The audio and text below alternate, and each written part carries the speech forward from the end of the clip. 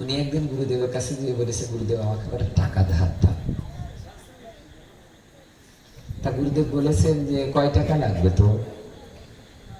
তা বলেছে 1000 টাকা লাগবে। তা আজ থেকে মনে করো 50-100 বছর আগে 1000 টাকার অনেক মূল্য ছিল। ছিল কিনা? 50 বছর আগে 1000 টাকার অনেক মূল্য ছিল কিনা? আমার মনে 50 বছর আগে 1000 টাকা এখনকার অন্তত 2-10 লাখ টাকা। তো এই গুরুদেবের কাছ থেকে যে ধান নিলেন, গুরুদেব তো সারা ওয়ার্ল্ডে ইংরেজিতে প্রচার করে, তার কি টাকা পয়সার হলো? গুরুদেব বলেছে কয় তারিখে দিবি টাকা?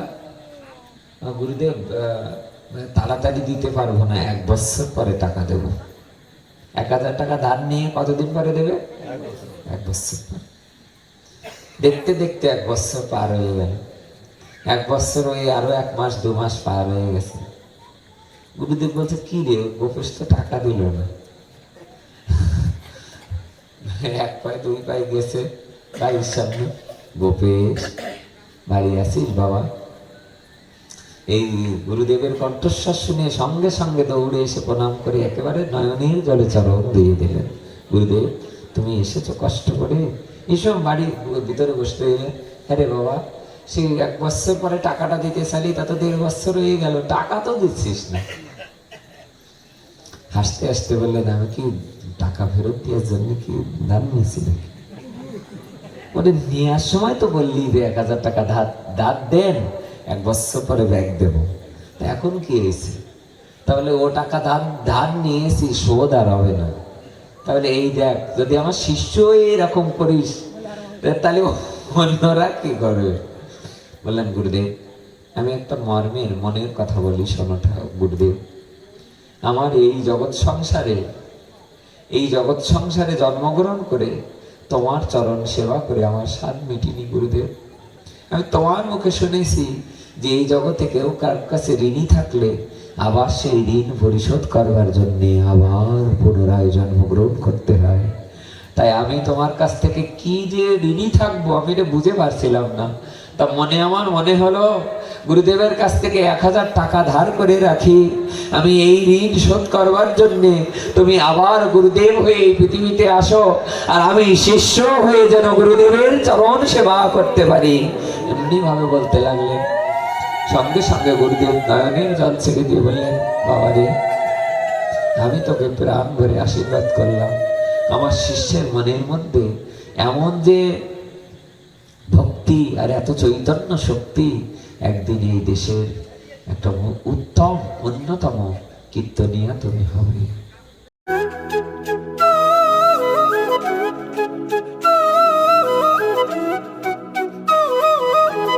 মহারাজের পুত্র কে? বলে ওঠো একবার, যেই গৌরঙ্গের নাম লয় তার হয় প্রেম উদয়। তাহলে বলো, গৌরঙ্গ। এইটুকু সাউন্ড, গৌরঙ্গ। আর একটু জোরে হবে না? দেখো মা, এই নাম করাতে তোমরা একটা জিনিস দেখো, আপনার একটা জিনিস দেখুন। আচ্ছা,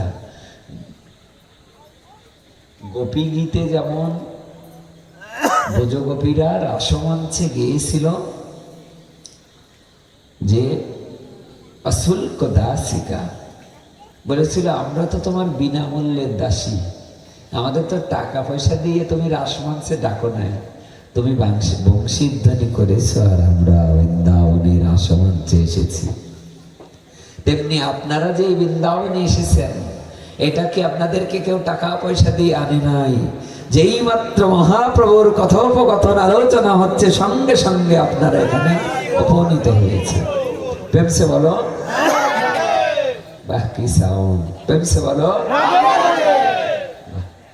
একটা কথা শোনো, কথা প্রসঙ্গে এসে গেল, কথাটা বলে যায়। এবার বর্ষানায় গিয়েছিলাম আপনাদের আশীর্বাদ নিয়ে। তো ওখানে বর্ষানার একেবারেই প্রসিদ্ধ সাধু মহন্ত, 108 মহন্ত, আমাদের 108 মহন্ত বিনোদ বাবা। তো উনি পাঠে বললেন সামনে যে, জানো ছেলে মেয়েরা যখন হাতে কুড়ি হয় তা ওদেরকে বাবা মা পেন্সিল দিয়ে দেয় অথবা চক, সিলেটের উপরে যখন দাগায় গোল গোল গোল গোল দিতে বলে, হ্যাঁ গোল গোল বাগিচা অমুক তমুক বলে না, আপনারা বলেন কিনা? তিনি বললেন যে এই যে গোল গোল দেয়া হয়, এই গোল গোল বাগিচা যখন দেয় ছেলে মেয়েরা, অনেক সময় বাবা মার মনে হতে পারে যে এই গোল গোল দেয়াটা মানে বিতাই হয়ে যাচ্ছে, আমার ছেলে মেয়ে মানে কোনোদিন অ ক খ লিখতে পারবে না। কিন্তু 2-6 মাস যেতে না যেতেই দেখা যায় ছেলে মেয়েরা অ আ ক খ লেখা শিখে যায়, সুন্দর স্বরবর্ণ ব্যঞ্জন বর্ণ লেখা শিখে যায়। বর্ষানার বিনোদ বাবা বললেন, ওগো সেদিন যদি বাবা মা ওই গোল গোল দিয়ে বন্ধ করিয়ে দিত যে এই গোল গোল দিয়ে কোনো লাভ নেই, এই গোল গোলটা দাগটা দিয়েছিল বলেই না এত সুন্দর হাতের লেখা সে লিখতে পারছে ক আ ক খ। তেমনি আজকে যে আপনি এখানে ভালোভাবে না ডাকতে পারলেও, ভালোভাবে না প্রণাম করতে পারলেও, ভালোভাবে দুটো তুলসী তুলে গোবিন্দ চরণে না দিতে পারলেও গোল গোল গোল গোল দিতে থাকো, একদিন দেখবে এরকম সুন্দর হাতের লেখার মতো রাধা রানীর চরণ পাদপদ্মে পৌঁছে যাবে, বৃথা যাবে না। একটা গোল গোলও যেমন বৃথা যায় না, তেমনি এখানে এসে একটি করতালি, একটি উলুধ্বনি, একটা করতালি দেয়াটা বৃথা যাবে না। বলো এটা গোপনে লিখে রাখবেন একজন, কি নামটা? চিত্রগুপ্ত। গুপ্ত মানে গোপন, চিত্র মানে ছবি, এ সংসার তো ছবি, যেন নাটুয়ার নাট। কিসের নাট? মানে নাট্য মঞ্চে যখন রাজা অভিনয় করে আসলে সে রাজা নয়। অনেক সময় দেখা যায় যে চেহারা ছবি সুন্দর, তাকে 2000 টাকা দিয়ে নাইট ক্লাবে ওখানে রাজার আসনে আনা হয়েছে, সুন্দর করে যখন সাজানো হয়েছে তাকে, এবারে শেষে রাজার পাঠ নিচ্ছে। কিন্তু রাজার পাঠ করে যে আবার যখন আপনি একটু পরে ঘন্টাখানিক পরে দেখবেন যে এই যে ভিতরের যে রুমটা, এটাকে কি বলা হয়? Green room. গ্রিন রুমে যে দেখবেন যে আসলেই তা না। কেমসে বলো? আসলেই তা না।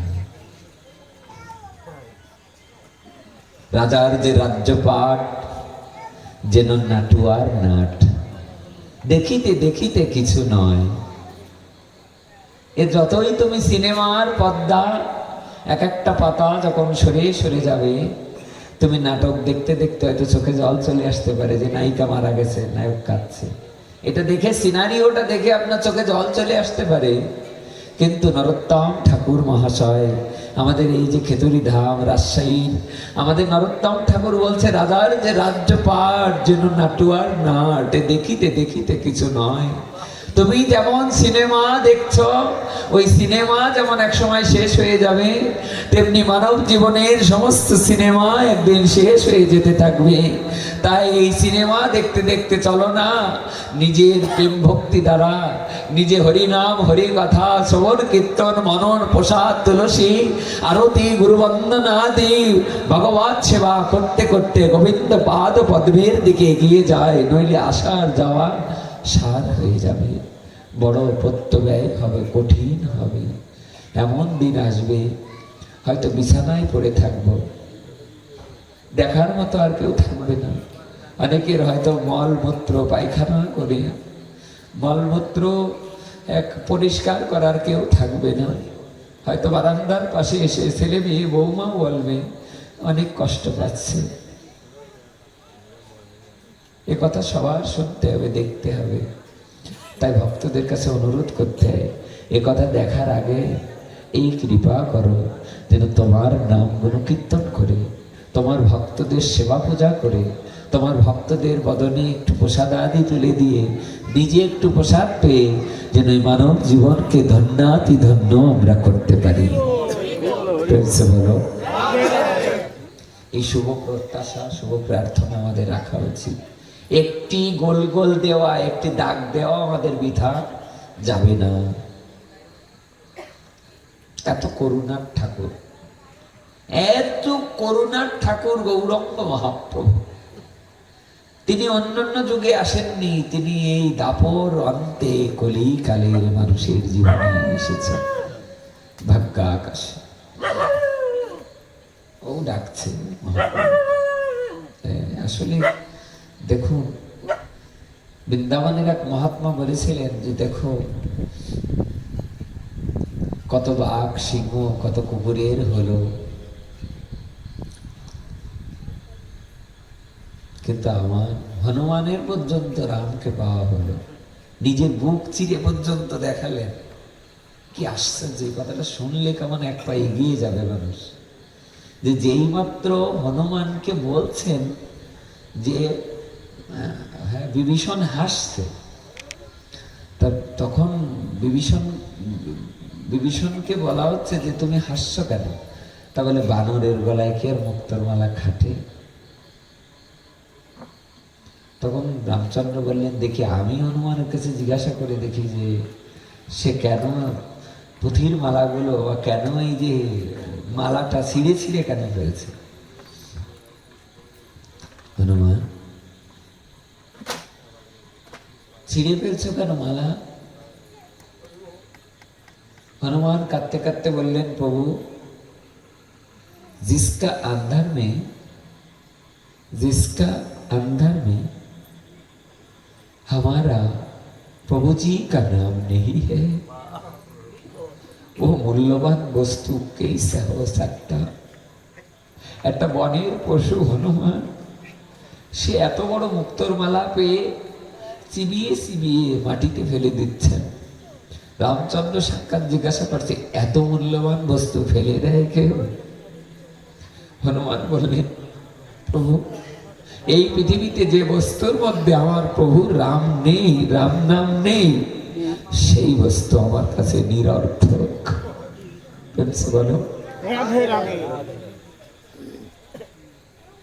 নাভাজি নামে এক সাধু ছিলেন, তিনি আমাদের একটি গ্রন্থ লিখেছেন। গ্রন্থটার নাম হচ্ছে ভক্তমান গ্রন্থ। গুরুদেব বলতেন, যার হৃদয়ে আছে গোলমাল সে যে পড়ুক ভক্তমান, যার হৃদয়ে আছে গোলমাল সে পড়ুক ভক্তমান। এই নাম এখানে পদে লিখছেন যে রামচন্দ্র উঠে দাঁড়িয়ে বলছেন, যাহলে দেহ তো তোমার হয়ে অস্থি চর্ম মাংসময় বটে, তবে কেন ধরো মিথ্যা? তোমার শরীরটা তো অস্থি আর চামড়া দিয়েই তৈরি। রোগ মন্দির মাতুরম, এটা রোগের মন্দির মাত্র। এই শরীরটা হলো কিসের মন্দির? রোগের মন্দির। আহা, কি অপূর্ব কথা! শোনো দিয়া মন, যে কথা শ্রবণে হবে সর্ব পাপ বিমোচন। অপূর্ব তাহার কথা, শোনো দিয়া মন, যে কথা শ্রবণে হবে সর্ব পাপ বিমোচন। ও দেহ তো তোমার হয়ে অস্থি চর্ম মাংসময় বটে, তবে ইহা কেন ধরো বৃথা? এ কেন ধরে রেখেছো বলো? ইহা রাম নাম কোথা? উঠে দাঁড়ালেন। ইয়া শুনে কপিরাজ, কপি মানে হনুমান, ওখানে পদে লেখা তো, পদ কঠিন লাগছে, দুইবার করে শোনো, সবাই হয়ে যাবে। ইহা শুনে কপিরাজ উঠে সেই সভা মাস, নখে ধরি ধারে বক্ষ স্থল। যেই মাত্র হনুমান উঠে দাঁড়ালেন, বললেন, প্রভু তুমি যদি প্রমাণ চাও যে এই শরীরে কোথায় রাম নাম আছে, আমি একটা প্রমাণ দেওয়ার চেষ্টা করতে পারি। হনুমানকে বললেন, হ্যাঁ হনুমান, তুমি দাও না, একটা প্রমাণ দাও। হনুমান উঠে দাঁড়ালেন। ইয়া শুনে কপিরাজ উঠে সেই সভা মাস, নখে ধরি ভারে বক্ষ স্থল।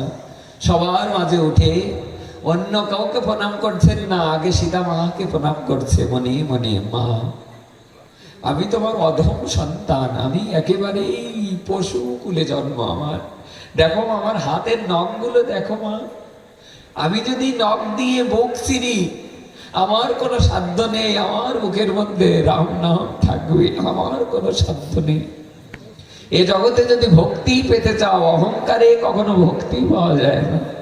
ভক্তি পেতে হলে ভক্তদের চরণ ধুলি নাও আগে অঙ্গে মাখো। ভক্তি পেতে হলে অন্য ভক্তদেরকে বলো, ভগবান জগৎ সংসারে বেলাটা পার করে ফেললাম, কি ভক্তি আপনাদের। আমি অবাক হয়ে গেলাম। আমি যখন আসছি, আমার মতো মূর্খকে দেখে আপনারা উঠে দাঁড়ালেন। আমি ওখান থেকেই মনে মনে ভাবছিলাম যে যেখানে একজন মানুষকে এত শ্রদ্ধা করা হয়, তাদের যে ভক্তি হবেই হবে, এতে কোনো সন্দেহ নেই। আমার মতো একজন মূর্খকে আপনারা উঠে দাঁড়িয়ে শ্রদ্ধা অর্ঘ দেখাচ্ছেন, এটা কি এক জন্মের সৌভাগ্য? জন্মে জন্মের কৃপা কণা। উঠে দাঁড়ালেন। উঠে দাঁড়িয়ে হনুমান নখ ধরে প্রথমে করজোড় করলেন, মাকে প্রণাম করছেন। মা, কৃপা করো মা, তোমার এই অধম সন্তানকে, পশুকে কৃপা করো মা, আমি যেন মুখ চিরে আমি রাম সীতাকে দেখাতে পারি।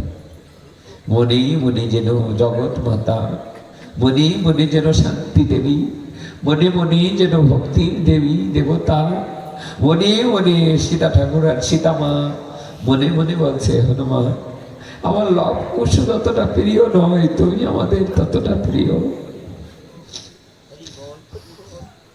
কারণ আমি সেদিন স্মৃতিতে যেদিন সিঁদুর পরেছিলাম, সেদিন বুঝেছিলাম স্মৃতিতে যেদিন সিঁদুর পড়ছে,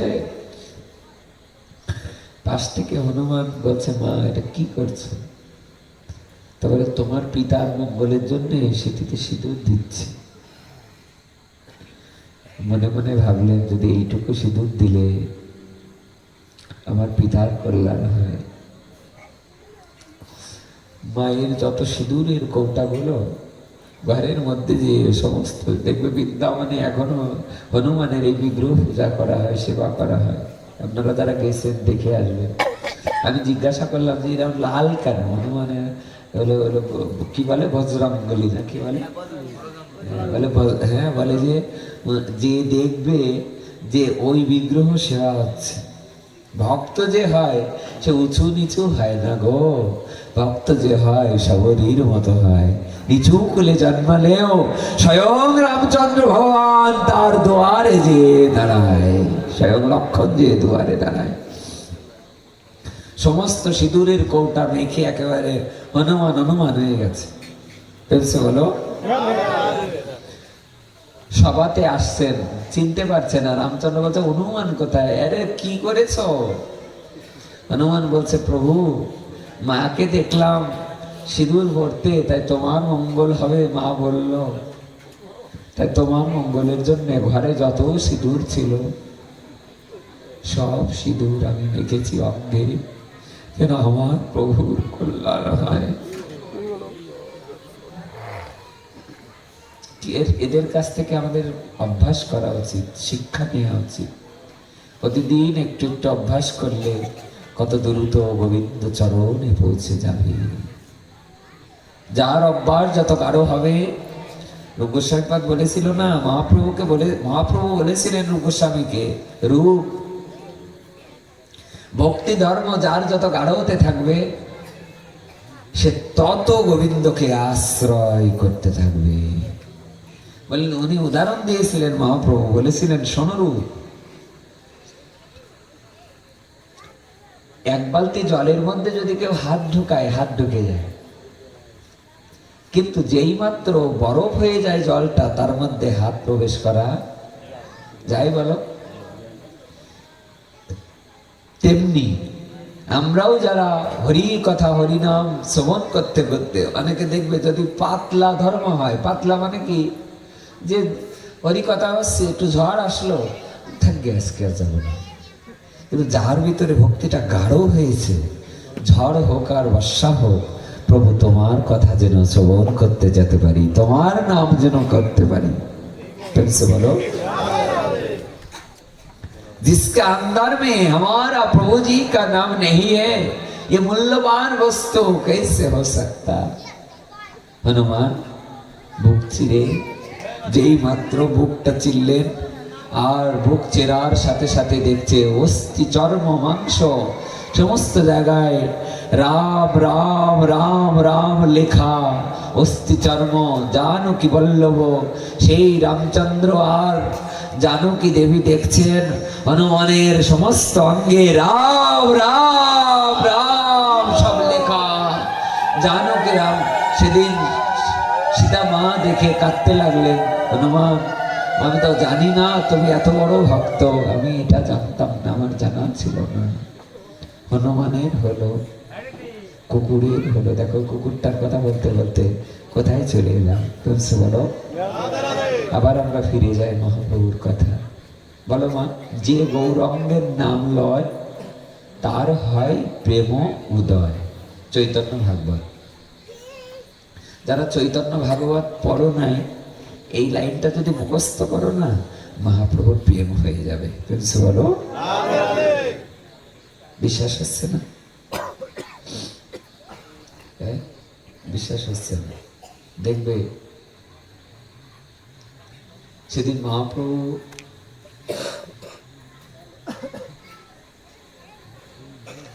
বসে বসে একটা গ্রন্থ পড়ছে। সম্ভবত স্বরূপ দামোদর এসে এই গ্রন্থটা হাতে দিয়েছে। মহাপ্রভু গ্রন্থটা পড়ে একেবারে শান্ত হয়ে গেছে।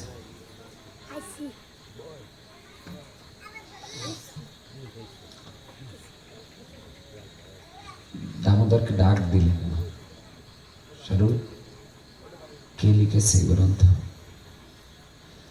অবাক হয়ে যাচ্ছে, মনে করছে যে নিশ্চয়ই গ্রন্থে কোনো ভুল ত্রুটি আছে কিনা। বলে এই গ্রন্থ যে লিখুক তাকে ডেকে আনো আমার সামনে। শ্রীমান মহাপ্রভু যেই মাত্র বললেন, আদেশ করার সঙ্গে সঙ্গে গুণরাজ খান ওই গ্রন্থটা লিখেছে। ওনাকে যেই বললেন, প্রভু তোমায় ডেকেছে, তুমি তাড়াতাড়ি শীঘ্র করে চলো মহাপ্রভুর কাছে। মহাপ্রভুর কাছে আসলেন গুণরাজ খান। কি নাম বলো? গ্রন্থটার নাম শ্রীকৃষ্ণ বিজয়। বলো, শ্রীকৃষ্ণ বিজয়। গ্রন্থটাকে প্রথম পেজে উল্টাচ্ছে মহাপ্রভু। কে লিখেছে? পদ। গুণরাজ খান ভয়ে থরথর করে কাঁপছে। প্রভু আপনার কৃপায় দুটো লাইন লিখেছি, কোনো ভুল ত্রুটি হবে আমি জানি, তবু আপনার কাছে তো ওনাদেরকে না দেখে আপনার কাছে পাঠানোর কথা না, কিন্তু ভুল করে যে আপনার সম্মুখে চলে গেছে আমি বুঝতে পারি। বেশ, তো এই গ্রন্থ তুমি লিখেছ, শোনো, তোমারই একটি বাক্যই তো আমার হৃদয় কেড়ে নিয়েছে। প্রথম পেজের একটি বাক্য কি লেখা জানো? এই শ্রীকৃষ্ণ বিজয় গ্রন্থের প্রথম পেজে লেখা যে নন্দ নন্দন বাসুদেব। নন্দ মানে নন্দ মহারাজ, অর্থাৎ নন্দ মানে আছে নন্দ মহারাজ। আর নন্দ নন্দন মানে, নন্দন মানে পুত্র। বলো বাবা, নন্দ নন্দন মানে নন্দ মহারাজের পুত্র। নন্দ নন্দন বাসুদেব মোর প্রাণনাথ। এই একটা লাইন লেখা দেখে মহাপ্রভু নাচতে লাগলেন, নৃত্য করতে লাগলেন। মহাপ্রভু ডেকে ডেকে বললেন, গুণরাজ আমার কাছে এসো, আমাকে প্রেম আলিঙ্গন দিয়ে আমার হৃদয়টা সিক্ত করে দাও। আর গুণরাজ খান মাথা নিচু করে থাকলেন। মহাপ্রভু বললেন, গুণরাজ আর দূরে থেকো না। গুণরাজ, তুমি যে গ্রন্থ আজ লিখেছো, এই গ্রন্থ তো গ্রন্থ নয়। একটা বাক্য যখন তুমি লিখেছো, নন্দ নন্দন বাসুদেব মোর প্রাণনাথ, এই এক বাক্যে আমি তোমার কাছে চিরদিনের জন্য কৃতজ্ঞ, চিরঋণী হয়ে রইলাম।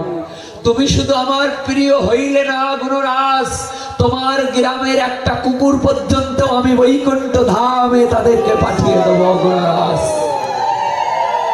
তোমার গ্রামের একটা কুকুর পর্যন্ত আমার প্রিয় হয়ে থাকলো।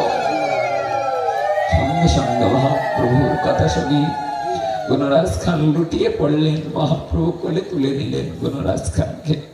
কোলে তুলে প্রেম আলিঙ্গন দিয়ে আদর করতে লাগলেন গুণরাজ। এ জগতের যে ভক্ত এমন গ্রন্থে লিখতে পারে নন্দ নন্দন বাসুদেব মোর প্রাণনাথ, সে আমার প্রাণ, সে আমার হৃদয়, সে আমার হৃদয়। এতটা করুণা বলে একটা লাইন লিখেছে, তাই তুমি আমার শুধু প্রিয় নও, তোমার গ্রামের একটা কুকুরও আজ থেকে আমার প্রিয় হয়ে রইল। এমন দয়ানব ঠাকুর কি আর আসবে? উচ্চস্বরে কান্দে প্রভু। বলো সাথে সাথে নরোত্তম ঠাকুরের এই যে 34 পদাবলী, কলিকালে যুগ ধর্ম নাম সংকীর্তন। কি কলিকালের যুগ ধর্ম? এই যে আমাকে একটু আগে নাম কীর্তন করতে হয় কিনা? খেলিবার প্রবন্ধে কইল খোল করতা, গড়াগড়ি যাই প্রভু নিজ সংকীর্তনে। আহা, কি ভাবের ঠাকুর! তার চোখ দিয়ে সবসময় ঝরঝর জল ঝরে, ছলো ছলো করে আখি নয়নের জলে। গড়াগড়ি যাই প্রভু নিজ সংকীর্তনে, ঘরে ঘরে হরি নাম। কোথায় কোথায় দিচ্ছেন বলো বাবা? ঘরে ঘরে হরি নাম। ঠাকুরের একটি পদ যদি উচ্চারণ করো, প্রেম ভক্তি পেতে দেরি হবে না। যেই গৌরঙ্গের নাম লয় তার হয় প্রেম উদয়। শুনিলেই চৈতন্য কথা ভক্তি লভ্য হয়। মহাপ্রভুর কথা শোনার সাথে সাথে, এ তো শোনা নয়, এ তো শোনা। হরি কথা শোনা নয়, এ তো শোনা। কানের শোনা নয় গো, এতে মরমের শোনা। মহাপ্রভু এ জগতের শোনা নয়, গৌর শোনা আমার এমন শোনা যে শোনার কথা একবার শুনলে একেবারে মহাপ্রভুর প্রিয় হয়ে যাবে। প্রেমসে বলো এমন করুণা ঘন বিগ্রহ, আশ্চর্য হয়ে যেতে হয়। উচ্চস্বরে কান্দে প্রভু জীবেরও লাগিয়া, সাধুদের লাগিয়া, কাদের লাগিয়া বলো? জীবের দুয়ারে দুয়ারে যাচ্ছে, এমনকি জগায় মাদাইকে পর্যন্ত। ব্রজেন্দ্র নন্দন যে শচীসূত হইল সেই, বলরাম হইল নিতাই। পাপি তাপি যত ছিল হরি নামে উদ্ধারিল, তার সাক্ষী জগায়ার মাথায়। এমন করুণা করছে, এতটা করুণা করছে, আশ্চর্য ব্যাপার। উচ্চস্বরে কান্দে প্রভু জীবেরও লাগিয়া, চেতন করেন জীবে কি দিয়া? কৃষ্ণ নাম দিয়া। সতে সলো সলো করে আখি নয়নের। মহাপ্রভু চোখ দুটো সবসময় সলো সলো করছে, এই বোধহয় কেঁদে ফেলবেন। বর্গীয় যতে জগৎ পবিত্র কইল, গৌর কলে বনে ঝলমল মুখ যার পূর্ণ শশধর। এমন কোথাও নাই দয়ার ঠাকুর, টতে টলমল করে অঙ্গ ভাবেতে বিহব্বল। ঠমকে ঠমকে যায় বলে হরি বল। কি আমরা একটু বলবো না হরি বল? হরি বল, হরি বল। টলমল করে অঙ্গ, হ্যাঁ, ভাবেতে বিহব্বল। ঠমকে ঠমকে যায় বলে হরি বল। ডোর কৌপিন কিঞ্জার কটির উপরে, ঢলিয়া ঢলিয়া পড়ে গদাধরের কোড়রে। কার কোলে গড়িয়ে পড়ে? অবাক হবেন শুনলে। সেদিন মহাপ্রভু যেদিন প্রসাদ পেতে গেলেন লীলাচলে, গদাধর পণ্ডিত তার নবদ্বীপ থাকলেন না, থাকতে পারবেন না মহাপ্রভুকে ছেড়ে। কারণ সতী মায়ের আদেশ ছিল, আমার নিমাই যেখানে থাকবে গদাধর সেখানে থাকবে। কারণ চৈতন্য মহাপ্রভুর কৃষ্ণ, আর গদাধর পণ্ডিত হচ্ছেন রাধারানী। তাহলে গোবিন্দ যেখানে থাকবে সেখানে রাধারানী থাকবে। যেখান থেকে নীলাচলে চলে গেলেন নবদ্বীপ থেকে মহাপ্রভু, আমার গদাধর পণ্ডিত সেই নবদ্বীপ থেকে ক্ষেত্র সন্ন্যাস নিয়ে চলে গেলেন নীলাচলে। মানে ক্ষেত্র সন্ন্যাস নিলেন, ওই ক্ষেত্রেই থাকবেন, অন্য কোনো জায়গায় যেতে পারবে না। মহাপ্রভুকে নিমন্ত্রণ করলেন।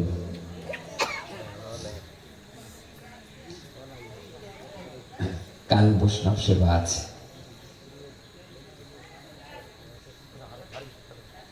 কিছু বলবো? কোনো সমস্যা আছে? বলি রাধা রানী কি, রাধা রানী কি। ক্ষেত্র সন্ন্যাস নিয়েছেন, প্রসাদ পেতে গিয়েছেন, আর প্রসাদ পেতে যেয়ে দেখে গদাধর পণ্ডিত কি রান্না করেছে জানো? রান্না করেছে তেঁতুলের পাতার চাটনি। আর নীলাচলের কোনো একেবারেই কোনো বিভিন্ন জায়গায়, উত্তর প্রদেশ তো, উড়িষ্যা, ওই হ্যাঁ আমরা যেবার গেলাম আমরা দেখেছি ওই কিছু শাক আদি তুলেছে, কচু শাক ইত্যাদি ইত্যাদি শাক তুলেছে। শাক তুলে একটু শাক রান্না করেছে, একটু তেঁতুলের চাটনি করেছে, তেঁতুলের না, তেঁতুল পাতা, আর একটু শাক রান্না করেছে। এই কথা শুনলে কার না আনন্দ লাগে বলো? আর ভক্তদের এই কথা, এই কর্ণ দিয়ে গেলে আনন্দ হওয়ার কথা।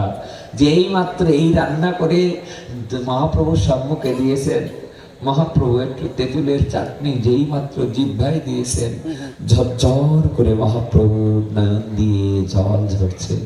মহাপ্রভু বলছে, গদাধর আজ যে প্রসাদ আমাকে পাওয়াচ্ছ, তোমার প্রসাদ পাওয়াতে আমার দেখো আমার নয়ন দিয়ে ঝরঝর করে জল ঝরছে। আমার আর প্রেম ভক্তি পাওয়ার জন্য দূরে যেতে হচ্ছে না, তোমার অমৃত এই প্রসাদ পাওয়ার সাথে সাথে আমার প্রেমে পুলকিত হয়ে যাচ্ছে। মহাপ্রভু এই কথা বলার সাথে সাথে গদাধর পণ্ডিত তিনি কেঁদে আকুল হতে লাগলেন। কি অদ্ভুত কথা! শোনো দিয়া মন, যে কথা শ্রবণে হবে প্রেম, যে কথা শ্রবণে হবে সর্বপাপ বিমোচন। বলে রাধা রানী কি, রাধা রানী কি। কালকে গতকালকে সন্ধ্যায় যে প্রাককাল ছিল, আজ সন্ধ্যার সময় গধূলি লগ্নে দেখবো ওই সময় গ্রহণ লাগে, তাই না? চন্দ্রগ্রহণ লাগে কিনা? আপনারা ওই সময় আকাশটা চাঁদটা দেখবেন, কি এক অপূর্ব। ওই সময়টাই দেখবে একদম অপূর্ব একটা সময়। সেদিন মহাপ্রভু এই টাইমে চন্দ্রগ্রহণের সময়, গতকালের এই সন্ধ্যার সময় মহাপ্রভু শুভ আবির্ভাব হয়েছে। নবদ্বীপে হাজার হাজার লক্ষ লক্ষ ভক্তের সমাগম। 500 বছর আগে লক্ষ লক্ষ ভক্ত আসলো কি করে? চৈতন্য চরিতামৃতে কি চৈতন্য ভাগবতে বলছে যে জম্বিরের বৃক্ষে সব কদম্ব ফুল ফুটিয়া আসে অতি পরম অতুল।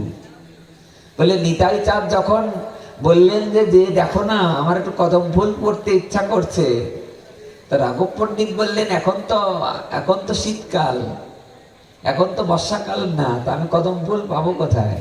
বলে নিতাই বলেছে যখন বাইরে যে দেখো না কোনো না কোনো জায়গায় নিশ্চয়ই কদম্ব ফুল পাবে। যে দেখে সব কদম হ্যাঁ সব ওই বাতাবি লেবু গাছে কদম ফুল ভেঙে ভেঙে পড়ছে বলো। উনি অবাক হয়ে গেলেন। পদকর্তা লিখছেন, জম্বিরের বৃক্ষে সব কদম্ব ফুল ফুটিয়া আসে অতি পরম অতুল। আরে বাতাবি লেবু গাছে কদম ফুল ফুটবে, সাধারণ মানুষের বিশ্বাস হবে কি? এটা সম্ভব নয়, বিশ্বাস হওয়া সম্ভব নয়। তেমনি মহাপ্রভু যখন মহাপ্রভু যখন শুভ আবির্ভাব হয়েছেন, হাজার হাজার লক্ষ লক্ষ ভক্তের সমাগম হয়েছে। বলে আসলো কোথা থেকে?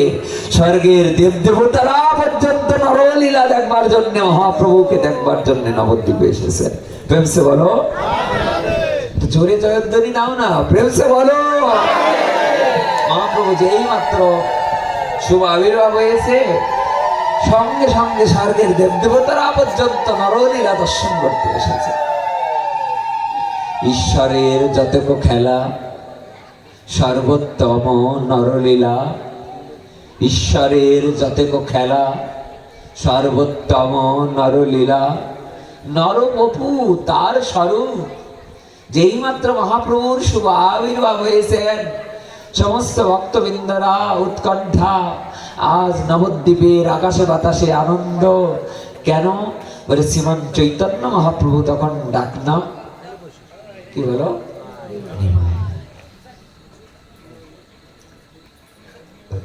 যেই মাত্র, কেন নিমতলায় ওনার আবির্ভাব হয়েছেন। যাদের মাজায় ব্যথা আছে, ডায়াবেটিস আছে, তারা ইচ্ছা করলে একেবারে বাইরের থেকে ঘুরে আসবে, কিন্তু অন্যের জন্য ক্ষতি না হয়। হরিকথা এমন বস্তু, হরিকথা এমন বস্তু, এ জগতের কোনো কথা নয়।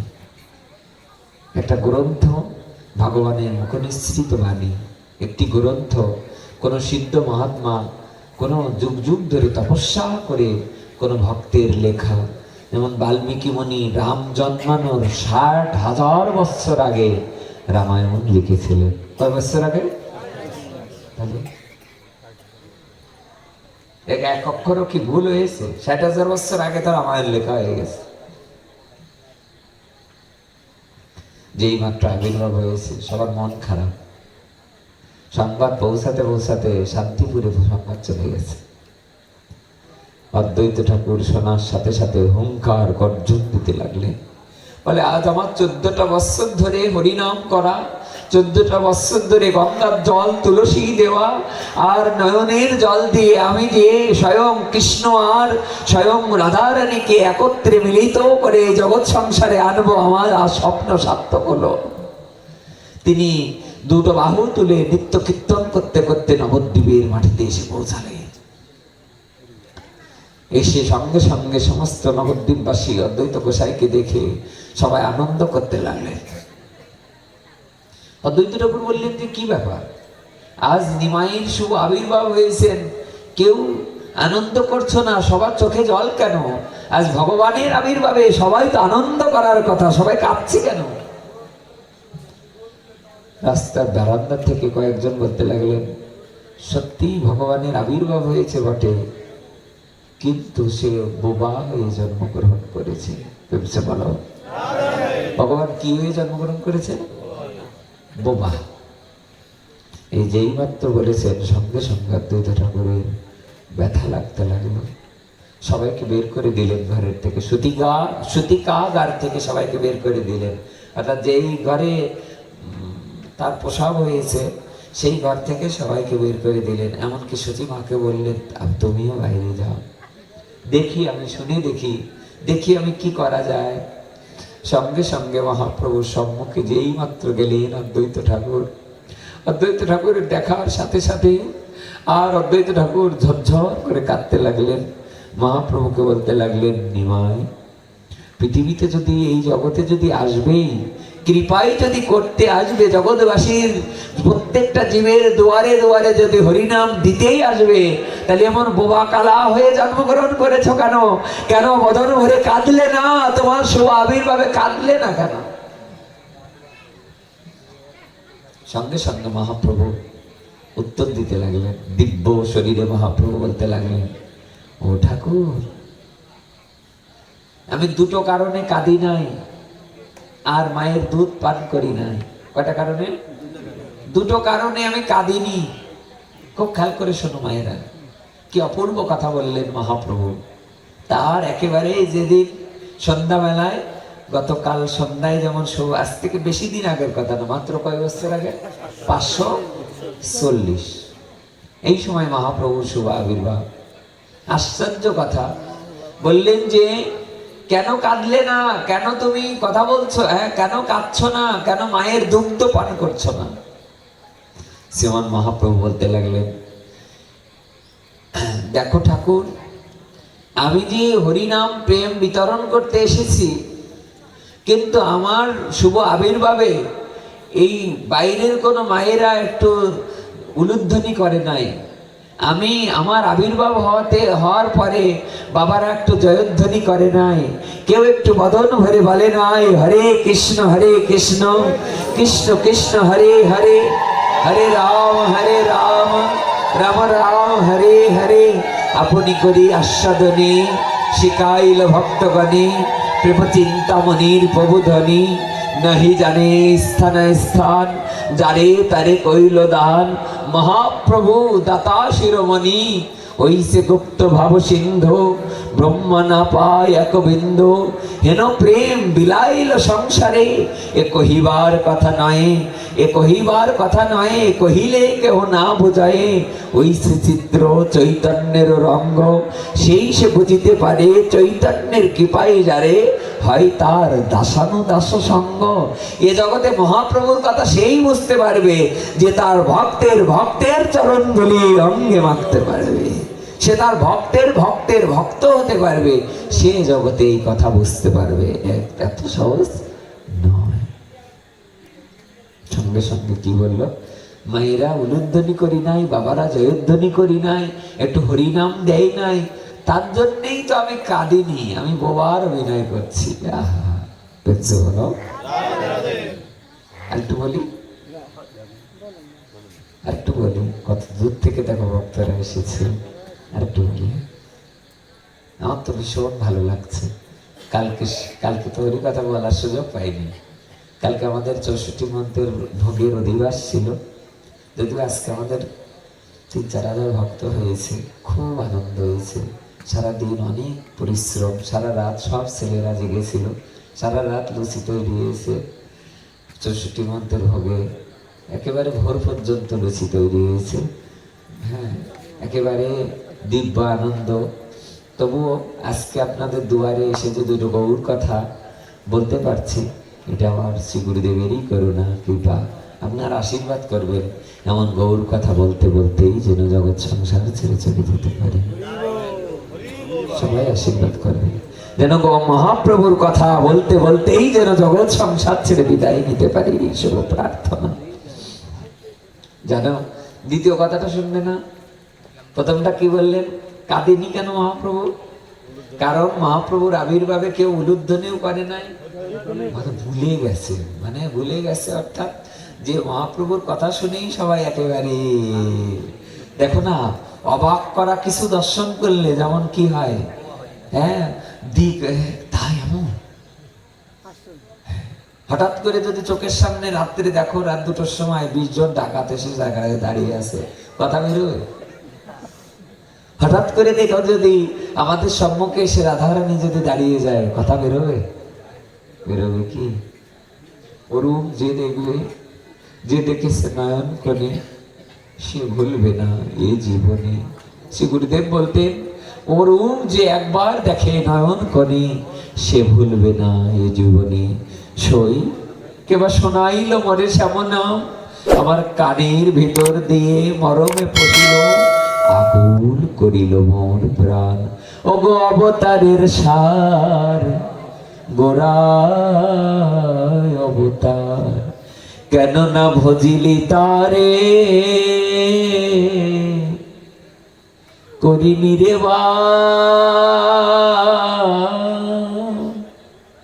আমার গেল না পিয়াস, আমি করিনি রে বাস, আমার গেল না পিয়াস। মন, আমি অবতারের সার, গোরা অবতার, কেন তাকে ভজলাম না? যদি একদিনও তাকে ভজতাম তাহলে আমার পিপাসা মিটে যেত, পিপাসা মিটে যেত। দ্বিতীয় কারণ বলো, মায়ের দুধ খাওয়ানি কেন? স্তন কেন পান করো নাই? মহাপ্রভু একেবারে মিটি মিটি করে বলছে কি জানো, ঠাকুর মায়ের দুগ্ধ পান করবো, মার তো কোনো দীক্ষা হয় না, বলো? তাহলে কি মহাপ্রভু নিজে শিক্ষা দিচ্ছেন কিনা? আপনি আসরিয়া ধর্ম জীবেরে শিখায়, নিজে না করিলে ধর্ম শিখানো না যায়।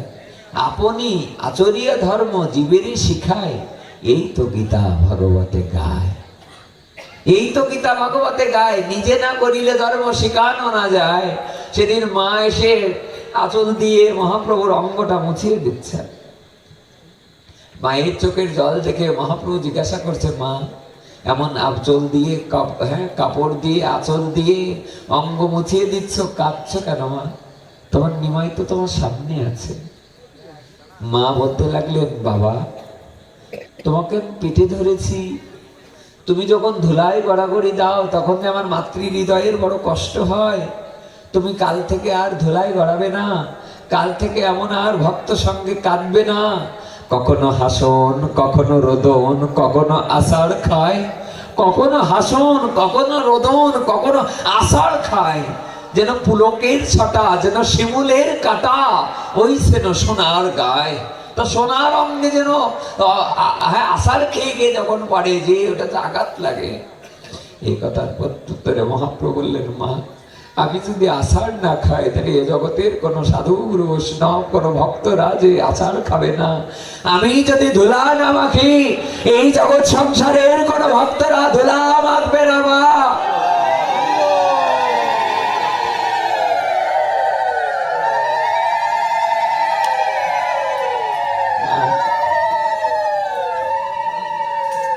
আপনি কেঁদে জগৎ কাঁদায় মা, আপনি নেচে জগৎ নাচায়, আপনি মেতে জগৎ মাতায়।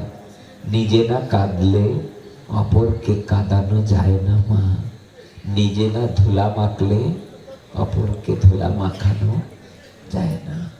মহাপ্রভুর কথায় মা একেবারে চুম্বন দিতে লাগলেন, ছেলেকে আদর করতে লাগলেন। বুঝতে হলো? দ্বিতীয় কথাটাই কি উত্তর দিল?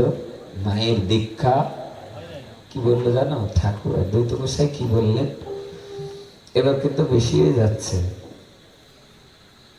এবার কিন্তু বাড়াবাড়ি হচ্ছে। কিন্তু তোমার মায়ের দীক্ষা হয়নি, তুমি জানো তোমার মায়ের মহাপ্রভু বয়স কত তখন? একদিন হয় কি করে? কেবল মহাপ্রভু শুভ আবির্ভাব হয়েছে একেবারে আধা ঘন্টা 1 ঘন্টার কথা, দিব্য কথা হচ্ছে তাদের সঙ্গে। দেখে যেন মনে হয় ঠারে কথা কয়। কিসে কথা কয়? ঠারে ঠারে কথা হয়, উভয়ের সাথে উভয়ের ঠারে কথা হয়। আমি আপনি বুঝবো এই একমাত্র অর্জুনের সাথে আর গোবিন্দের সাথে যে কুরুক্ষেত্রের ময়দানে কথা হচ্ছে, এটা একমাত্র অর্জুন বুঝতে পারবে আর গোবিন্দ বুঝতে পারবে। বলো? আর যত সৈন্যরা আছে, এমনকি দিব্য 4টি ঘোড়া রয়েছে, তারাও বুঝতে পারে না।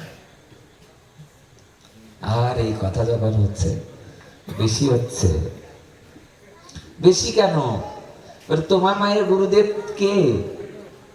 আমি তো তোমার মায়ের গুরুদেব, মানে জগন্নাথ মিশ্র এবং সচি মায়ের গুরুদেব কে? অদ্বৈত ঠাকুর। যদিও তাদের নাম নেওয়াটা আমার উচিত হচ্ছে কিনা জানি না, উচিত হচ্ছে না, মূর্খ মানুষ তাদের নামটা উচ্চারণ করছে। আজকের দিনেই তাদের কথা একটু বলা যায়। দেখো, কখনো হাসন, কখনো রোদন, কখনো হরি কথা বলতে দেখবে কান্না পায়, আবার কখনো দেখবে হাসি হয়, আনন্দ হয়। এর কারণ কি? ভগবান হাসায়, ভগবান কাঁদায়। ছোট্ট 6 মাস বয়সে দেখবে দোলনায় শুয়ে রাখলে ছেলেমেয়েরা অনেক সময় বলে না ষষ্ঠীতে খেলা দেখাচ্ছে। আসলে ষষ্ঠীর মহাপ্রভুই হৃদয়ে বসে তোমায় হৃদ মাজারে রাখিব, ছেড়ে দেব না, ছেড়ে দিলে সোনার গৌর আটটা পাবো না, তোমায় হৃদয় মাঝে রাখিব। তোমার মায়ের গুরুদেব তো আমি। মহাপ্রভু বললেন, গোসাই মাকে দীক্ষা মন্ত্র দিয়েছ বটে, কিন্তু ধান লাগানোর আগে যেমন চাষ করে নিতে হয়, তারপরে যে সেখানে ধান রোপণ করতে হয়, তেমনি প্রত্যেকের কর্ণে দীক্ষা মন্ত্র দেওয়ার আগে আগে হরিনাম দান করতে হয়। এই কথা বলার সাথে সাথে বললেন, আমি এখনই ব্যবস্থা করছি, আমার বড় ভুল হয়েছে। সঙ্গে সঙ্গে মহাপ্রভুকে ভিতরে রেখে বাইরে গেলেন। সমস্ত মায়েদের বললেন, নিমায় বোবা খেলা হয় নাই, সবাই বদন ভরে হরিবোল বলো, সবাই উলুধ্বনি করো, সবাই জয়োধ্বনি করো, বলো। সবাই জয়োধ্বনির সাথে সাথে হরিনামের সাথে সাথে মহাপ্রভু কেঁদে উঠলেন। যেই মাত্র কেঁদে উঠলেন, চারিদিকে আনন্দের বাতাবরণ হতে লাগলো। আর সঙ্গে সঙ্গে সতী মাকে বললেন, মা যাও স্নান করে আসো। গঙ্গা থেকে মা স্নান করে আসলেন, কর্ণে আগে হরিনাম প্রদান করলেন। হরে কৃষ্ণ কৃষ্ণ কৃষ্ণ হরে হরে, হরে রাম রাম রাম হরে হরে। কর্ণে মন্ত্র দান করলেন। এরপর মহাপ্রভু কি পেতে লাগলেন? স্তন পান করতে লাগলেন। বলছে বলো। আরেকটি কথা বলে আমরা আজকের মতো পাঠ বিশ্রাম রাখি। সবাই এসে অদ্বৈত ঠাকুরকে অর্থাৎ গোসাইজিকে, অদ্বৈত ঠাকুরের দ্বৈত অবতার দুইজন, একজন হলো মহাবিষ্ণু।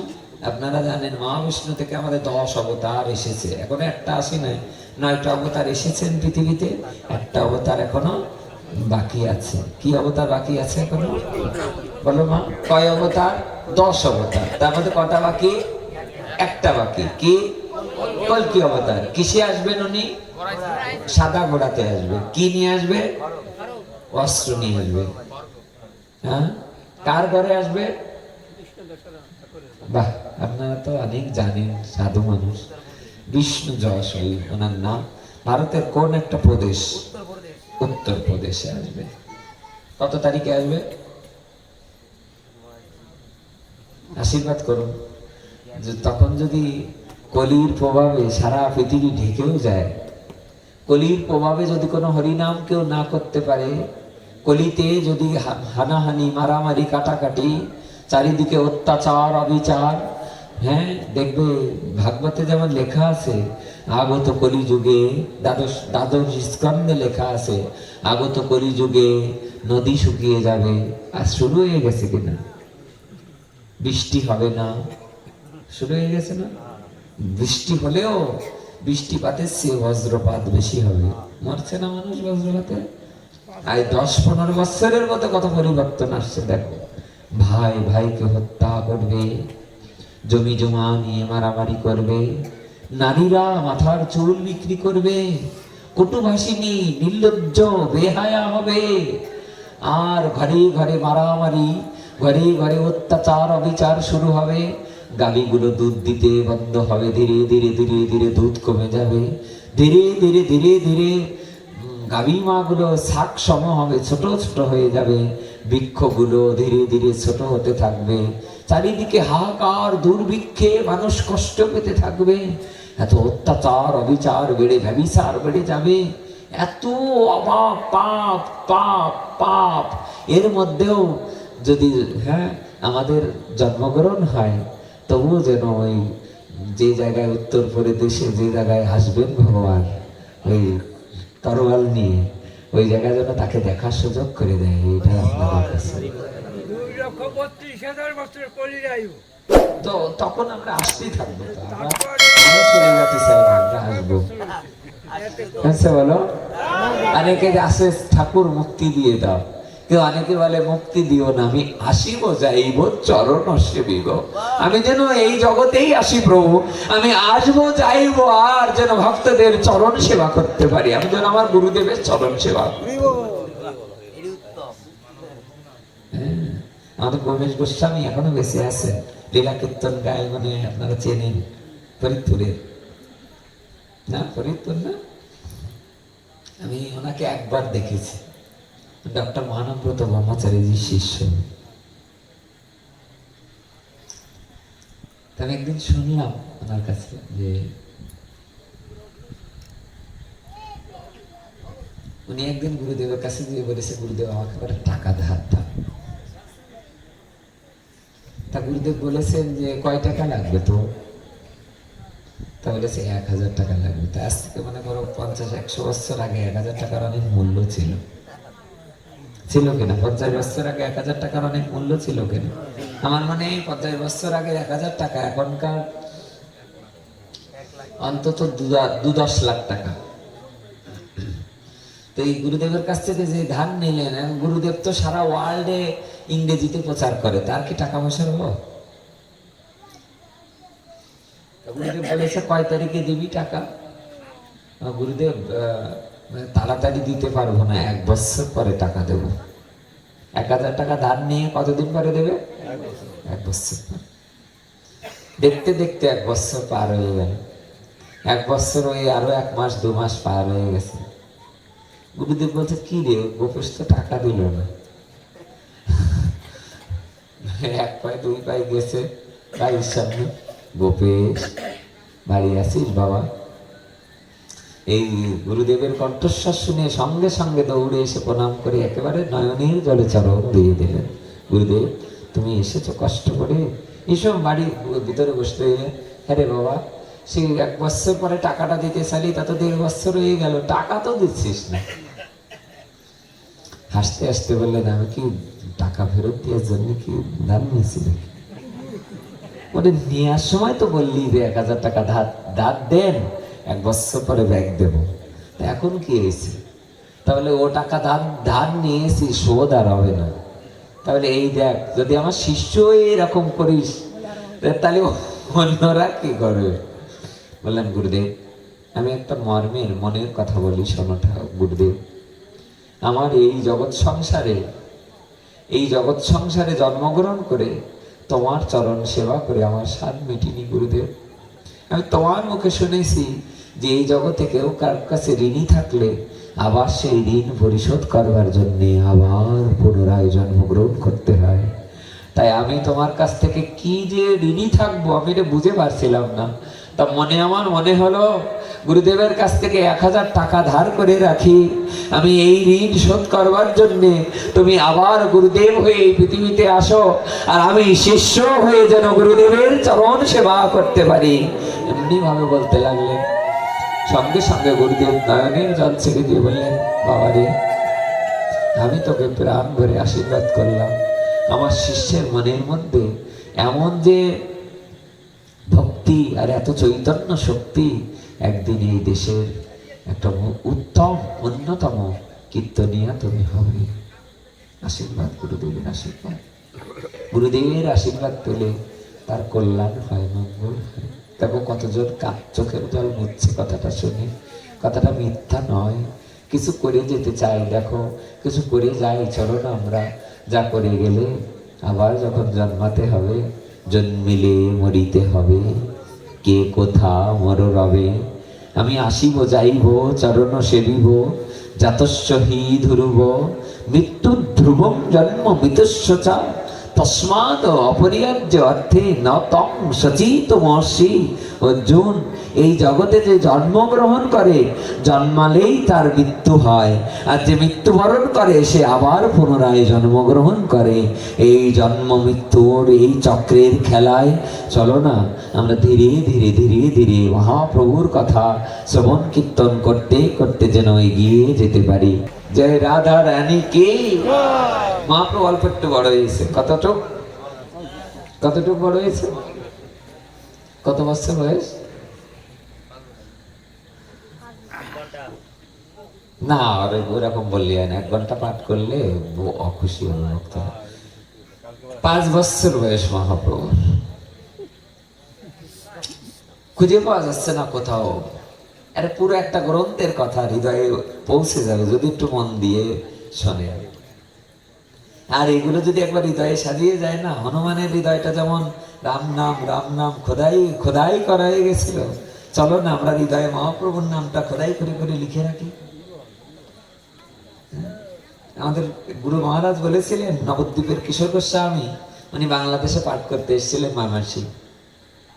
তিনি পাঠে বললেন, 10 তলা একটা বাড়ি যদি কেউ রং করতে চায়, আপনি ইচ্ছে করলে উঠে যান তো পারবেন? কি করতে হবে? আগে বাঁশ বাঁধতে হবে। বলো কেন বাঁশ না বাঁধলে হবে না? বাঁশ বাঁধতেই হবে, নইলে রং করবেন কি করে? অথবা কোনো খাসা টাসার ব্যবস্থা করতে হবে। তাহলে একটা বাড়ি নির্মাণ করা, যেই রং করা হয়ে যায় তখন কি বাঁশকেও দিয়ে রাখে? কি করতে হয়? বাঁশ খুলে দিতে হয়। তাহলে এ জগতের কোন গৃহকে, বাড়িকে, 10 তলা একটা বাড়িকে নির্মাণ করতে, রং করতে যদি বাঁশ বেঁধে খাসা দিতে হয়, তারপর আবার পুনরায় খাসা সরিয়ে দিতে হয়, তেমনি দেহ মন্দিরকে যদি কেউ রং করতে চাও, গোবিন্দ রং, রাধারানীর রং, নিতাই গৌরের রং করতে চাও, তাহলে আগে মালা তিলক করতে হবে, আগে মালা করতে হবে, আগে রাধা নাম লিখতে হবে, সাজাতে হবে, আর বারবার করে উচ্চারণ করতে হবে, জয় রাধারানী, জয় মহাপ্রভু, জয় গৌরাঙ্গ মহাপ্রভু। সাজাতে হবে। বাইরটা সাজালে ভিতরটা এমনি সাজিয়ে যাবে। ভালো লাগছে? জোরে জোরে তালি দেওয়া শিখবে, এতে কি হবে? ডায়াবেটিসটা কমবে। মহাপ্রভু এমনি এমনি তো করতালি দিতেন না। 10 পাশে মিলে নিজ দ্বারেতে বসিয়া কীর্তন করো সবে হাতে তালি দিয়া। যারা মৃদঙ্গ কিনতে পারবে না, 5-10 হাজার টাকা দিয়ে, যার একটা সামর্থ্য নেই, যে একটা করতাল কিনতে পারে না 2000 টাকা দিয়ে, যে আমি বিদ্যামানের থেকে এটা কিনে আনবো, আমার মনে হয় মহাপ্রভু বলেছিলেন এই করতাল ভাঙবে না যতক্ষণ আমি ভিতরে আছি। করতাল, এই করতাল ভাঙবে না। সবাই তালি দিয়ে দিয়ে নাম করতে হবে। এই তালিটুকু শুনলেও তো আনন্দ লাগে, আনন্দ লাগে। এতে আপনার মঙ্গল হবে। আপনি তালিটা দিচ্ছেন তো, এতে আপনার কিডনিটা ভালো থাকবে, আপনার লিভারটা ভালো থাকবে, কারণ এই রক্ত চলাচল বাড়ে। আমাদের জ্যোতিষশাস্ত্র বলছে যে শরীরের যে শিরা উপশিরা ভেনগুলো আছে, এগুলো সব এই তালুতে এসে শেষ হয়েছে। যেই মাত্র এখানে ঘর্ষণ দেবে, দেখবে শীতকালে ঘষা দাও, দেখবে শরীর কি হয়, একটু গরম হয়ে যায়। বুঝছে বলো? এই জন্য জোরে জোরে তালি দিতে হয়, একটু উলুধ্বনি করতে হয়। উলুধ্বনি দিলে কি হয়, হার্ট ভালো থাকে।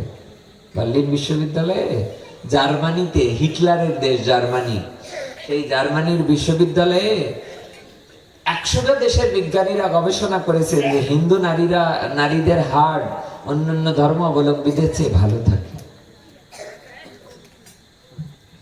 হরে কৃষ্ণ সমাচার এসে পত্রিকায় একদিন দেখলাম যে ওরা লিখেছে যে 100টা দেশের বিজ্ঞানীরা গবেষণা করে দেখেছেন যে উলু দিলে, শঙ্খ বাজালে হার্ট ভালো থাকে। শঙ্খ বাজালে শরীরে অক্সিজেনের মাত্রা বেড়ে যায়। যেই মাত্র অক্সিজেন বেড়ে যায় শরীরে, দেখবে উঁচু উঁচু কোনো পাহাড়ে উঠতে গেলে মানুষ অক্সিজেন সিলিন্ডার নিয়ে যায়। কেন? কারণ ওখানে অক্সিজেনের পরিমাণ কম থাকে, তখন নার্ভাস হয়ে যায় মানুষ। যেই মাত্র শরীরের অক্সিজেন বেড়ে যাবে, দেখবেন পরের দিন সকালে উঠতে কষ্ট হবে না। হলো কি দেবে না অনুদানি?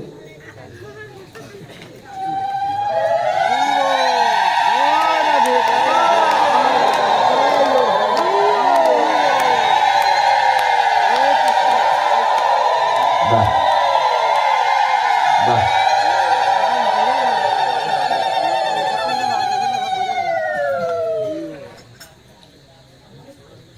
খুব ভালো লাগলো।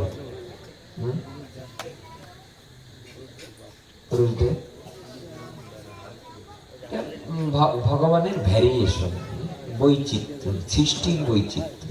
সবাইকে একভাবে সৃষ্টি করে না তো। কেউ মাথায় 100 কেজি নিতে পারে, কেউ আবার 20 কেজিও নিতে পারে না। এটা বৈচিত্র্যতা, ভ্যারাইটি অফ, এটা বিচিত্রতা। মানুষের প্রত্যেকের মধ্যেই দেখো আলাদা আলাদা। একটা মানুষের শিরা উপশিরার মধ্যে কারোর কোনো মিল নেই। আপনি টিপসই দেবেন, তাও দেখবেন এটা একজনের সাথে আরেকজনের কোনো মিল নেই। বৈচিত্রতা, বিচিত্রতা, পরিবর্তন, একে অপরের সাথে পরিবর্তন, আলাগ আলাগ। হিন্দিতে বলছে আলাগ আলাগ, আলাগ আলাগ, একজনের সাথে আরেকজনের কোনো মিল হয় না। আমরা একটা কাজ করি, আমরা কাল আবার বহু কথা আলোচনা করব। আমরা একটু মহাপ্রভু যেহেতু শুভ আবির্ভাব তিথি, আমরা অষ্টকম গাইতে পারি, অথবা একটু গোপী গীত গাইতে পারি। আপনারা কি শুনতে চান বলুন?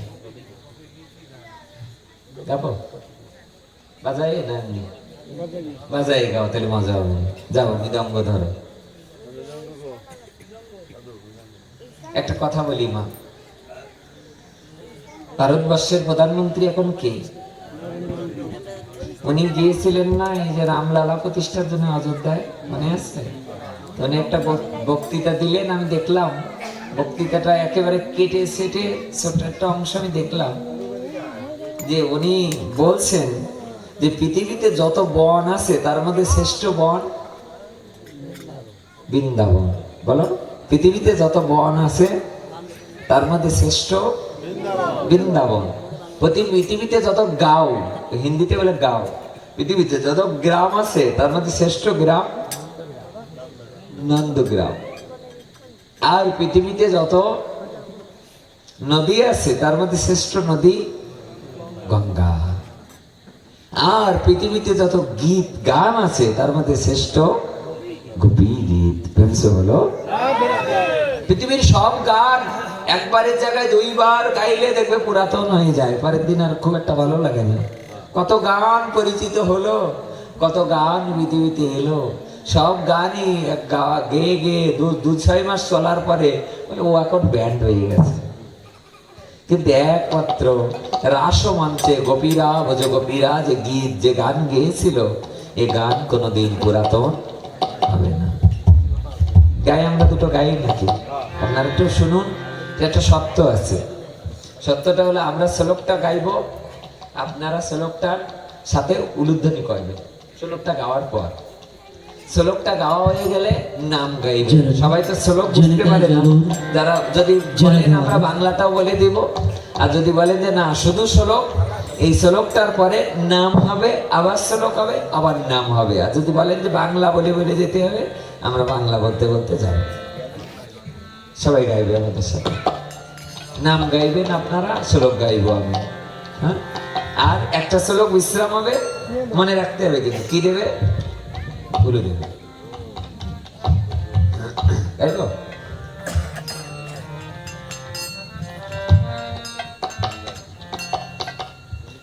একেবারে প্রথম শ্লোক, ভাগবতের 10ম স্কন্ধ 31 অধ্যায় 1ম শ্লোক। জয়তীতে অধিক জন্মনা ব্রজ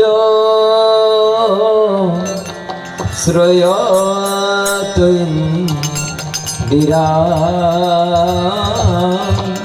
শাশ্বত রহি দ্বৈত দৃশ্যতম দীক্ষুতা বকা স্ত্বৈদৃতা সবো তম বিচিন্বতে। হরে কৃষ্ণ হরে কৃষ্ণ কৃষ্ণ কৃষ্ণ হরে হরে হরে রাম হরে রাম রাম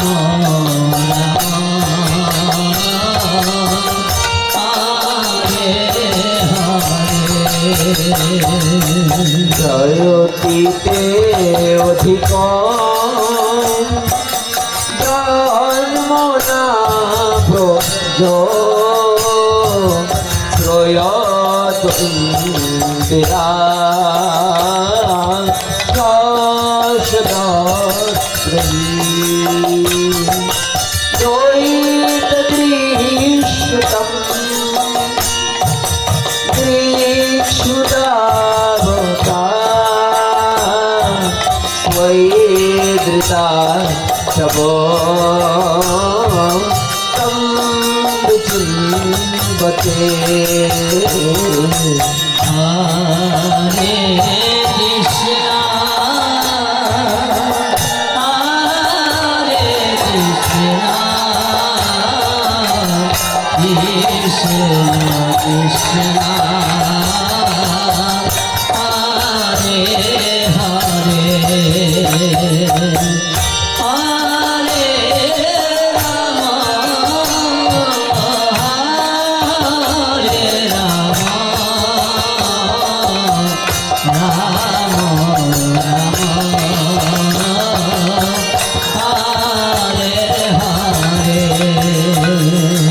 সরদুদাশয়ী সাধুজাত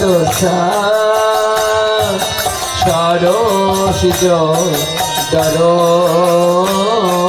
শ্রীমুষাদৃশা সুরথনাথতে অশুল্কয়াশিকা মরদনে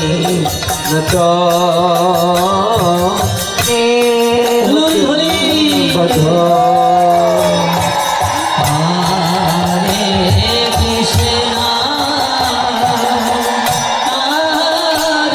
কৃষ্ণ কৃষ্ণ কৃষ্ণ হরে হরে হরে রাম দেখা দাও গোবিন্দ, আমাদের দেখা দাও হে গোবিন্দ রাম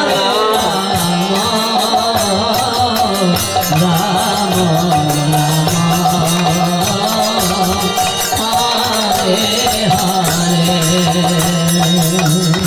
এটা বাংলাটা বলি, শুনলে আরো ভালো লাগবে। বলছে শরদু দাস হয়ে সাধু জাত সব।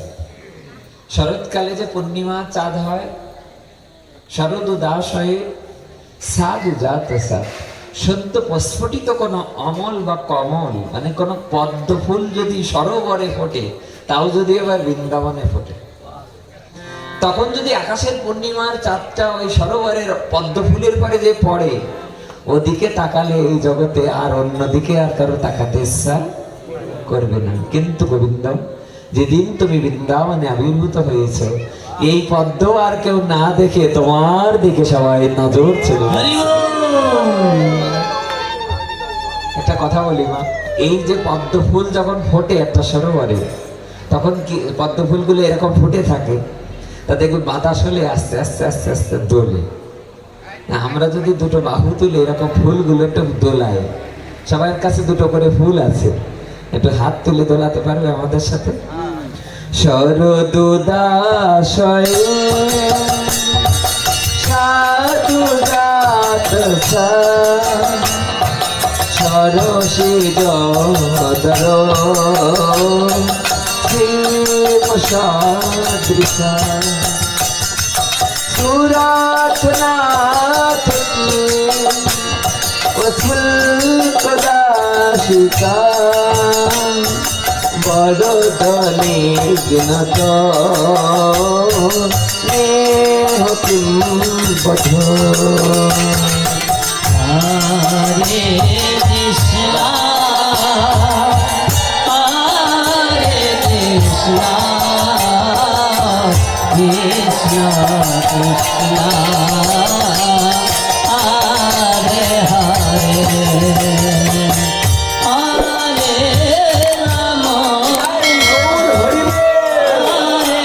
রাম হরে রাম রাম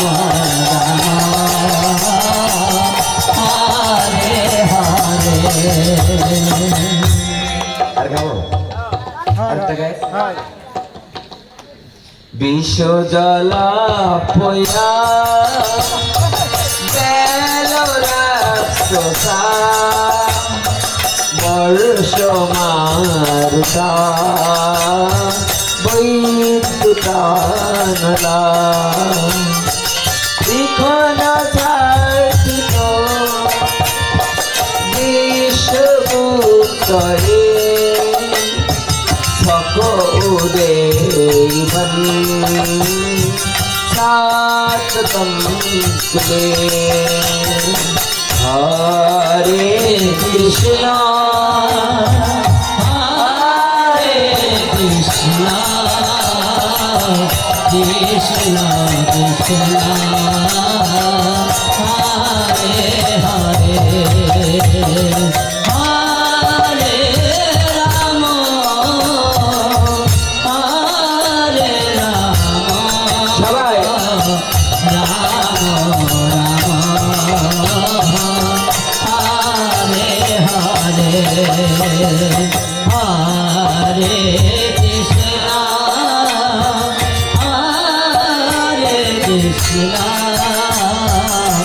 কৃষ্ণ কৃষ্ণ হরে হরে হরে রাম হরে বলেছেনি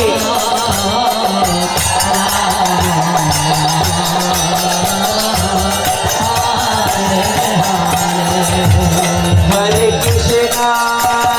Krishna Krishna Krishna Krishna Hare Hare Hare Rama Rama Rama Hare Hare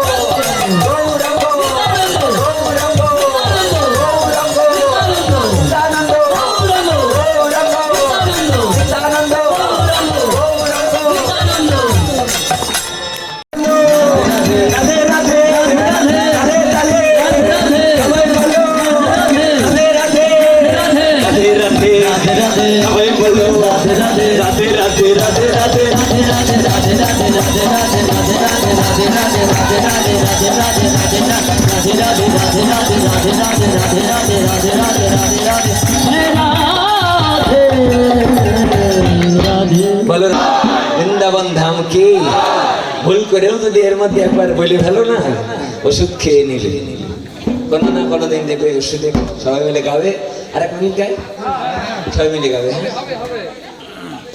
আর মন মন উতল হয়ে গেলে যমুনা ও রাধে রাধে রাধে ও রাধে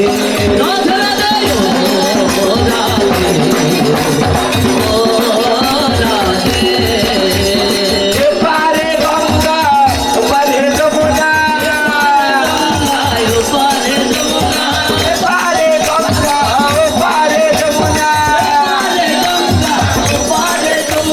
মাঝখানে কালা চাঁদ বাঁশুরি বাজায় বাঁশুরি বাজায় কালা বাঁশুরি বাজায় বাঁশুরি বাজায় কালা বাঁশুরি বাজায়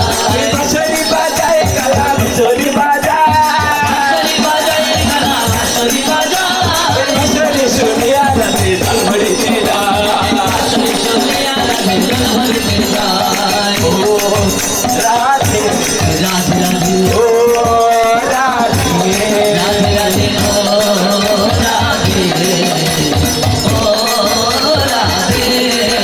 বলো রাধে রাধে রাধে রাধে রাধে রাধে রাধে রাধে বলে চলিয়ে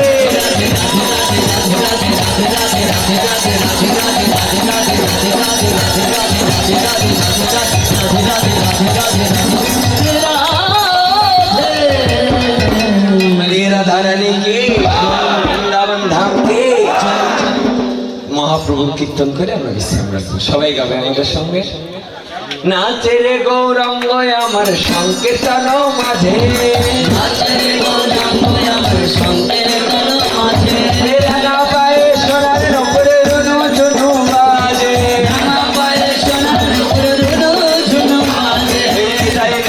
যাই রে আমার গৌর নেচে যায়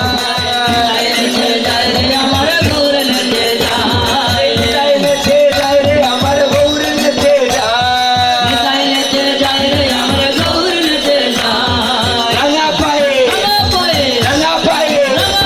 রাঙা পায়ে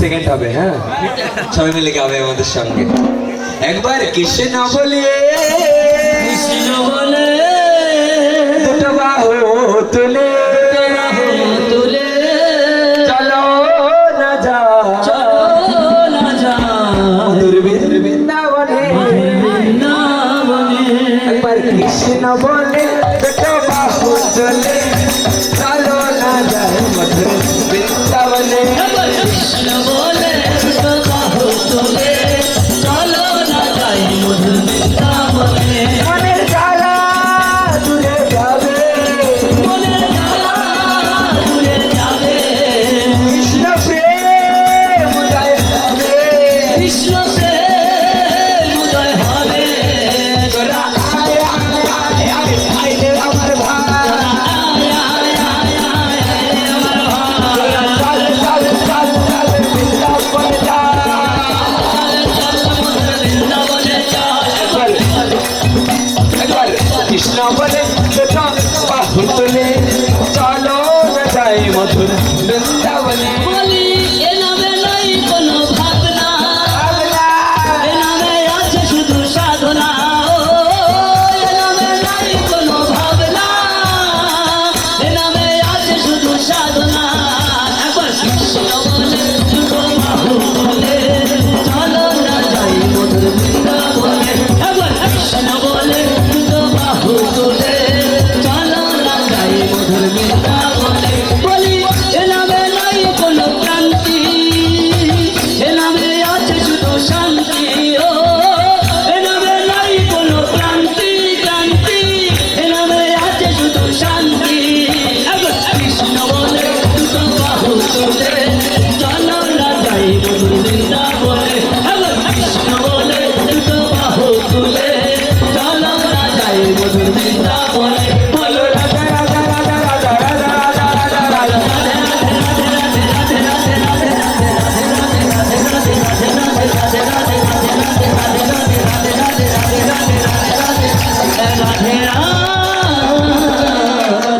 আর 10 সেকেন্ড আছে 20 সেকেন্ডে 10 সেকেন্ড হলো এখনো 10 সেকেন্ড আছে রাধা রানী কে সবাই দুটো বাহু তুলে হাত দুলাবে ভালো লাগবে দেখতে হরে কৃষ্ণ কৃষ্ণ কৃষ্ণ কৃষ্ণ হরে হরে হরে রাম রাম রাম হরে হরে হরে কৃষ্ণ কৃষ্ণ কৃষ্ণ কৃষ্ণ হরে হরে হরে রাম রাম রাম রাম হরে হরে হরে কৃষ্ণ কৃষ্ণ কৃষ্ণ